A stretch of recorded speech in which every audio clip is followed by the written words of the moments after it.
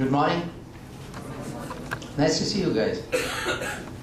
You see, the journey which I'm going to talk has nothing to do with business school, has nothing to do with education or studies or whatever. It's got everything to do with you. So it'd be very nice if you could just focus and concentrate in this long 30 minutes, because attention span, as far as scientific studies are concerned, normally it's about 15 minutes. Like at every 15 minutes, the human brain's attention spans deviates. So maybe we should ask a question after 15 minutes and just shake you all up and then again speak for another 15 minutes. But I thought instead of doing all that, it would be better perhaps to wake you up this morning with a nice depiction of a thing which I have always enjoyed seeing. And I would like to invite answers here. Once upon a time, in a shop complex, 3 identical shops came up. The first shop opened and it said, all the stuff I sell, and just imagine they sell white goods or television, typical those kind of electronic shops. And they announced by saying that we'll give 25% discount, inaugural offer to whatever we sell from here. These 2 were still not open by then. This guy came up after a few days or a month or whatever, and he made an announcement that from my shop, the same stuff which you get in this shop, you will get it for 50% discount. Now the question is, what does the third guy do? That's a question which I'm posing to all of you, and can we get some answers? Yeah? What does the third guy do? 25%, same products, huh? Same products. I'll come to you. Same products, 25% discount, same products, 50% discount. Yes, I will put a hoodie, come inside and check my price. Come inside and check my price. Check out product. Check out and product. then decide. Products are by and large branded products, and everybody's got LG, everybody's got Samsung. So 51%. Good, very nice. At least. Yes? You can go ahead with different products. Okay. So anyway, it's not that heavy stuff. It was a light thing. So I just wanted to wake you guys up in the morning. But one of the answers which the third guy did is what I'm going to present, and then we'll carry on. And what he said was, interesting, right? So the gentleman there who was talking about, I will not offer any discount, perhaps in some sense was right, because all what he did not complete, that what does he say for people to come in? So if they come in as a main entrance, then you can decide not to give a discount, or do whatever, or better product, somebody said. So you gave the answer, but you did not perhaps create an attractive sign for me to come in and buy or enter your shop. So, life as you go through is all about this. The boy sitting next to you, the girl sitting next to you could be 25 and 50, but if you're the main entrance guy, then you win. And one of the significant changes or differences which happens from when you get out of undergraduate education into a business school or these kind of studies is that we start becoming individuals from a group. This is the first time in your life when you start thinking about yourself, because this is the last leg. After these 2 years, whatever you do, you have to be all by your own self. And this is the last 2 years of your so-called regimentation, because after that you'll be in the bus stop. Nobody will recognize you. So before that happens to you, these 2 years become very vital, and which is why all of you will notice when you get into a college, like a business school, any business school you get into, you will start thinking about yourself. Which is why this stuff which I put it across so that your mind can a little bit start thinking about what is in store for you in future. The second thing which I have practiced from my IIT days and was a movie I went many years back, much before you guys were born for sure, without any doubt.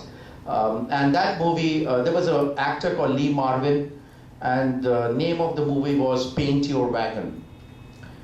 And when that movie, this guy is a white bearded guy, and he has stuff in his hand and he's plowing. And the movie starts with this dialogue: God made the heaven, and God made the sky. God made the people, and God knows why. And the moral of this story is that in life, ladies and gentlemen, every moment of your life, you deal with people. Whether it's your parent, whether it's your brother, whether it's your classmate, whether it's your boss, whether it's your friend, whether it's your supplier, they are fundamentally people. So if we do not learn how to deal with people, how to interact and conduct ourselves with different kinds of people, it's a big mess. Just imagine people who do. And that's where they take the lead. So have this very basic, fundamental thing in your brain that in life, all the time, we have to deal with people. And we must learn the art and the skill to deal with people, whether it's teachers, whether it is students, whether anybody, anything and everything you do, it's all about people. So these 2 points I thought could basically form the background of the talk which I'm talking about, the journey from 19 to 32. I've been very passionate about this journey. I live my life 24/7 with people who are 19 to 32. I have dedicated my entire life for this group of people, and it's been great learning, extremely great learning. I mean, I remember when in our inaugural day when students come in, one of the things I always tell students is, if you're 21-year-old and if you have committed one crime every year, you would have committed only 21 crimes. Just think what I have done. So you are still way better than me, way ahead of me. So don't waste it. You have so much to do in life. You have so much to achieve in life. So this period, as I will keep on telling you, and please tick mark, because I would like to believe majority of you sitting here are in this age group, or when you join MBA, you will be in this age group for sure. Let's talk the earlier part of this age group, not the later part maybe, but if you're in anywhere in the world, you will be the later part of the age group for MBA. In India, MBAs are done immediately after undergrad studies, which is not the case anywhere else in the world. But here, if you take India, you would have got out of undergraduate studies, which is your BA, BSc, BCom, engineering, or whatever you are doing. You are independent. You're trying to get out of parental influence and not be following the complete diktat of your parents. You want to have a mind of your own, just about the time when you feel that, you know, I can do it. I can do myself. I can run this life of mine. I don't need too much of interventions. Then you have just started thinking and looking at yourself. Who am I? What is it that I like to do? What is it are my traits? I have two sons, they've grown up now, and you know, we used to see when there was a party at home, one guy was perpetually the bartender because he was good at that. The other guy is to give him some coins, he will sit for 2 hours and keep counting that coin 20 times. 1, 2, 3, 4, not too many coins. So he was like that. Now these are original traits of people. You start looking at those now. Go back to your school days. Go back to when you were a child. The entire process of life, youngsters, is all about discovering yourself. Because if you do, as you will see in my presentation, if you do that exercise, you don't have to worry at all. You'll always enjoy yourself. You'll always be, what we say, in control of yourself, which is what we want to be. So just about the time when you have started looking at yourself, you have a confusion, some of you, whether you do higher studies or jobs. And if you take a roll call these days, after students study business school, in most of the student schools, and say, why are you doing MBA? The 90% answer is because I want to get a better job. And this takes me to that question that when I was talking to my son one day, they have studied in US, and I was saying, why is it that in e-learning, in India, people are not willing to pay the cost of learning so much as worldwide people pay? And he gave a very simplistic answer to me, because he studied there, which said, everywhere in the world, we wanted to learn, so we paid for it. In India, you're mostly taught. So if you're getting taught, your self-learning mechanism or your self-learning tool doesn't excite you to pay for that service all the time, unless there's a compelling framework like a job or a career or something after this going to happen. You have to try and release yourself from that, because if you stay in that, you will continue to stay there. Growing out of that will become very, very difficult. So just consider those aspects looking at yourself. This is also the period when you get your first job. This is also the period when you make personal friends, maybe serious friends, maybe lifelong friends. Friendship is such a beautiful thing in this world. And I must tell you that you must invest in friendship.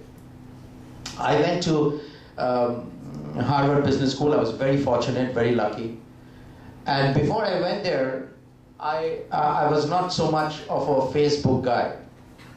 But after I went to HBS, came back, and my friends grew, today if anybody goes to my Facebook account, 75% of my friends in my Facebook account are my HBS classmates.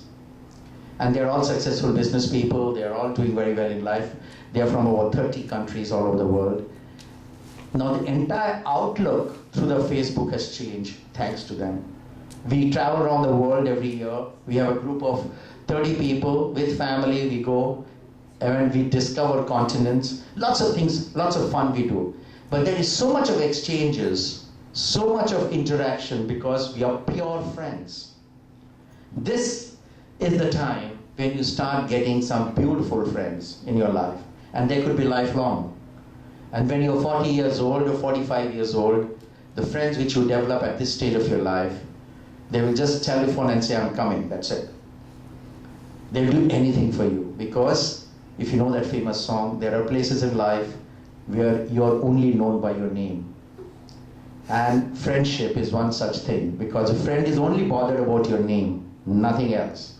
Everything else comes after that. So it's a beautiful thing to have, and this is a period where you can cultivate that in this age.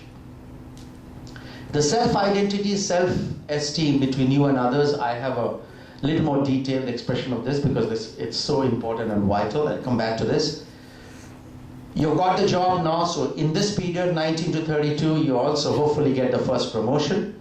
And the feeling of first promotion is like the feeling of first job. It is very, very unique and very, very different. You get married, hopefully, before 32. These days, some people are not getting married at 32, but most of us, again, this period of time.